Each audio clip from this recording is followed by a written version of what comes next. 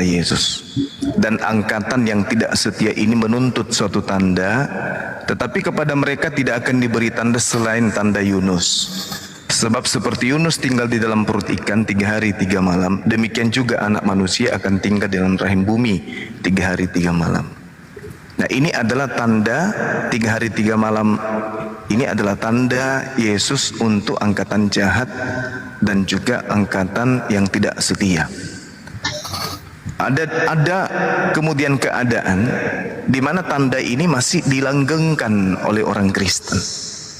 Dengan kata lain, ya, Kristenlah yang melanjutkan angkatan jahat dan angkatan tidak setia itu. Karena ini adalah tanda untuk angkatan jahat dan untuk angkatan yang tidak setia. Tapi Kristen sadar tidak itu bahwa ini adalah tanda untuk angkatan jahat? Ya, kalau saya sih nggak merasa ya, karena ini kan jawaban buat orang Yahudi, bukan buat orang Kristen. Lalu pengajaran Yesus mati dan bangkit pada hari ketiga itu dari mana? Dari orang Batak atau dari orang Yahudi? Ya sesuai dengan ajaran Yesus menurut saya, kan ini nubuatannya seperti itu. Iya, ini nubuatan untuk angkatan jahat, bukan?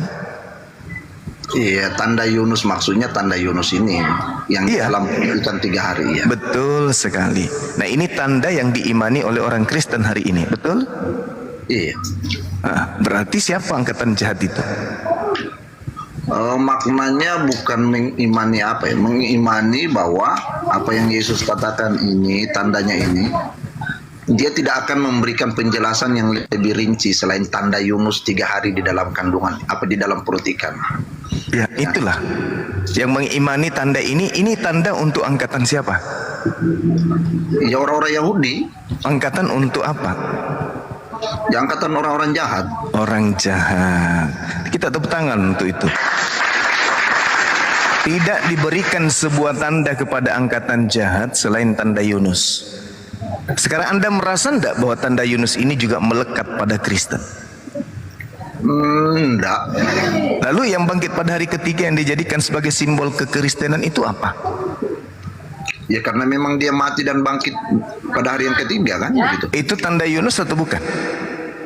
Oh, bukan karena Yunus. Yunus sebagai tanda, sebagai nubuatan. saya ulang lagi. Ini karena tanda Yunus atau bukan? Iya. Oke, berarti Kristen adalah angkatan? Nah, itu kan kata-kata ini yang tadi jadi ayat. Kan orang Yahudi yang bertanya, kan bukan orang Kristen yang bertanya di ayat itu. Betul. Yang mengaku sebagai orang Farisi di dalam Filipi 3 itu siapa? Paulus kayaknya. Paulus. Yang mengaku sebagai tokoh dari Kristen dalam Kisah Para Rasul 24 nomor 5 itu siapa? Kayaknya Paulus botak. Paulus botak. Lalu siapa yang kemudian mengaku sebagai rasul untuk non-Yahudi? Kalau itu bukan pengakuan Paulus, itu pengakuan jemaah zaman itu. Di dalam Galatia 1 nomor 15, aku dipilih dari dalam rahim ibu. Di dalam Galatia 2 nomor 8, aku dipilih untuk non-Yahudi. Di dalam Galatia 1 nomor 15, aku dipilih jadi rasul untuk non-Yahudi. Aku Paulus. Maka suratku 14 kitab itu untuk non-Yahudi. Pertanyaannya, kalau angkatan jahat ini yang disadur kemudian oleh orang Farisi Paulus, maka dia menjual tanda untuk angkatan jahat ini kepada orang non-Yahudi. Laku ndak ajaran itu? Ya gimana ya, kalau mau dibilang, kalau ada sih yang beberapa yang saya tidak setuju dengan apa pernyataan Paulus sih. Iya, menurut gini Bang, laku ndak angkatan jahat ini setelah Paulus jual ke non-Yahudi? Ya laku lah. Laku, alhamdulillah. Setelah laku berkongkolah orang kemudian membuat sebuah kelompok. Apa nama kelompok itu? Di Antioquia pertama kali disebutkan. Ya, jemaat mula-mula ya. Iya, jadi kita sepakat bahwa Kristen adalah pelanjut angkatan jahat. Makanya Yahudi hari ini sudah 2000 tahun tidak pernah kompak dengan Kristen. Kenapa? Karena angkatan jahat ini, kata Yesus, adalah angkatan yang tidak setia. Nah, coba kita tanya saudara-saudara kita Kristen, mereka mengaku sebagai orang ajaran mereka dari Yahudi, mereka membawa Yahudi, mereka mengagung-agungkan Yahudi, tapi mereka tak setia kepada Taurat. Itu pasti tuh. Kristen mengaku bahkan membawa kitab Tanak terjemahan dalam Septuaginta di dalam kitab Perjanjian Baru ditumpuk menjadi satu bundal dengan Perjanjian Lama. Tapi mereka tidak setia dengan isi kitab itu. Inilah yang dimaksud angkatan jahat dan angkatan yang tidak setia ini menuntut satu tanda. Tapi tidak ada tanda sama sekali buat mereka selain tanda tiga hari 3 malam ini. Maka siapa yang mengimani dalam keagamaannya tentang Yesus bangkit pada hari ketiga, mereka adalah golongan tanda jahat. Kenapa demikian? Kenapa demikian? Mungkin bisa di noise-kan di mute dulu, Ukhti Nora. Kenapa bisa demikian? Kenapa bisa demikian? Karena Yudas juga adalah anak manusia, Yesus juga anak manusia. Maka bisa jadi yang bangkit pada hari ketiga itu adalah Yudas.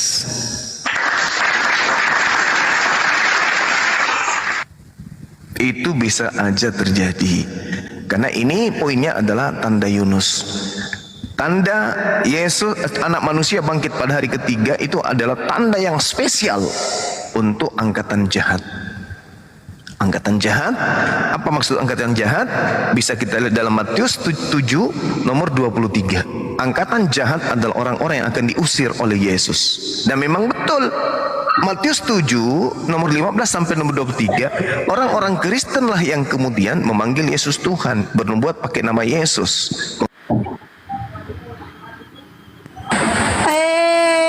Curang, Oten curang, jangan main lapor-lapor, mending kalian laporkan aku deh, laporkan ke aku ke kantorku ayo, oh enggak laporkan aku ke kantor lurah, yaitu laporkan aku kalau kalian tidak mampu melawan aku, ayo laporkan aku ke RT, diam kau Erik, bukan kau aku bilang, yang lapor-laporinnya aku bilang, ayo, kau enggak kalian laporkan aku.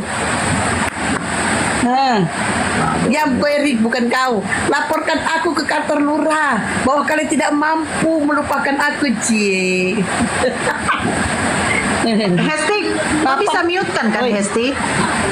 Kau bisa mute bisa, kan? tapi bukan bisa, ya. Tapi kau juga ngapa pula kau buka mute kau? Enggak, demi Allah aku tadi sudah buka. Enggak tahu aku. Ya udah aku mute ya. Kalau nanti tiba-tiba apa, mute kan aja. Iya, mute kan. Ya. Kenapa aku dibesarkan? Ini Bang Juma. Ini Bang Juma, sabar keren. Teman-teman di follow akun saya ini, dilapor lagi baru juga sehari. Salah. Betul Bang. Baru sehari bangkit, mati lagi dia. Angkatan jahat nanti bangkit pada hari ketiga. Jadi gitu, Bung. Anda coba lihat di dalam peneguhan Yesus di dalam Matius 7 itu. Waspadalah kepada nabi-nabi palsu yang datang kepadamu nyamar seperti domba. Ini angkatan jahat, pekerjaan angkatan jahat ini. Yang dimaksud serigala di sini adalah angkatan jahat yang mengajarkan Yesus bangkit pada hari ketiga lalu dia menjadi Tuhan. Maka dari buahnya nampak di situ kata Yesus, memanggil aku Tuhan, mengusir setan pakai namaku, bernubuat pakai namaku, bermujizat pakai namaku.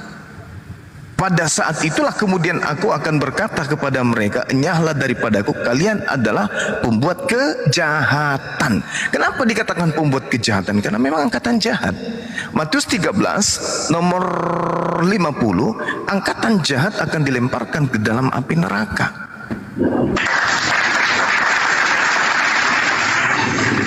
Nah inilah yang perlu sahabat saya pahami dengan baik. Kenapa? Al-Quran itu datang menguli apa yang pernah terjadi pada keturunan Adam. Innal ladina kafaru min ahlil kitabi wal musyrikina fi nari jahannam khalidina fiha ulaika hum syarrul bariyah. Kalau Al-Quran mengatakan mereka itu adalah angkatan sejahat-jahatnya makhluk. Itu Al-Quran. Yesus mengatakan mereka ini adalah angkatan jahat. Al-Quran juga mengatakan begitu. Ulaika hum syarrul bariyah. Mereka adalah sejahat-jahatnya makhluk. Sinkron. Nah sekarang kita netral deh. Netral kita, jangan Islam, jangan Kristen. Kita ambil Matius 12 yang tadi. Angkatan jahat dan orang yang tidak setia menjadikan tanda Yunus sebagai simbol keagamaan. Agama apakah itu? Agan. Ini yang tidak disadari oleh teman-teman Kristen. Tidak disadari.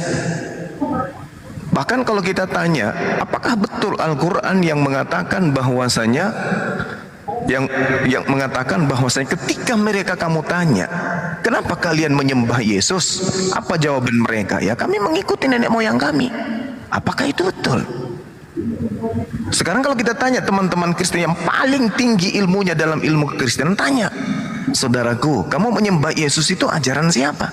Karena Al-Quran mengatakan wa iza qila lahum ittabi'u ma anzalallahu qalu bal nattabi'u ma alfaina alaihi aba'ana awalau kana aba'uhum la ya'qiluna say'a wa la yahtadun. Sesungguhnya kami itu menyembah Yesus, menyembah apa yang kami sembah itu bukan karena mengikuti yang kami sembah, tetapi karena kami mengikuti nenek moyang kami. Ini Al-Quran. Nah coba kita buktikan kebenaran Al-Quran. Panggil Kristen yang memahami tentang ilmu kekristenan. Saudara menyembah Yesus itu karena ikut Yesus atau karena ikut nenek moyang? Karena kalau Yesus diikutin, nyembahnya kepada hakikat yang tak serupa dengan makhluk. Laisa kamitslihi syai'. Yeremia 10 nomor 6. Nenek moyang. Jelas itu.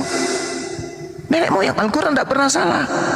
Makanya nyembah Yesus itu adalah sembahan tanda Yunus, angkatan jahat. Matius 7 angkatan jahat dilemparkan ke neraka. Al-Quran juga mengatakan ulaika hum syarrul bariyah. Ternyata cek per cek, orang menjadi Kristen bukan karena orang Yahudi yang datang ke Nusantara ngajarin Kristen, tapi dari Barat. Portugis, Jerman, Belanda. Kenapa bukan orang-orang Yahudi? Kok bukan orang Yahudi yang mengajarkan Kristen? Kalau Kristen ini agama yang benar-benar berasal dari para nabi, kenapa bukan orang Yahudi yang ngajar?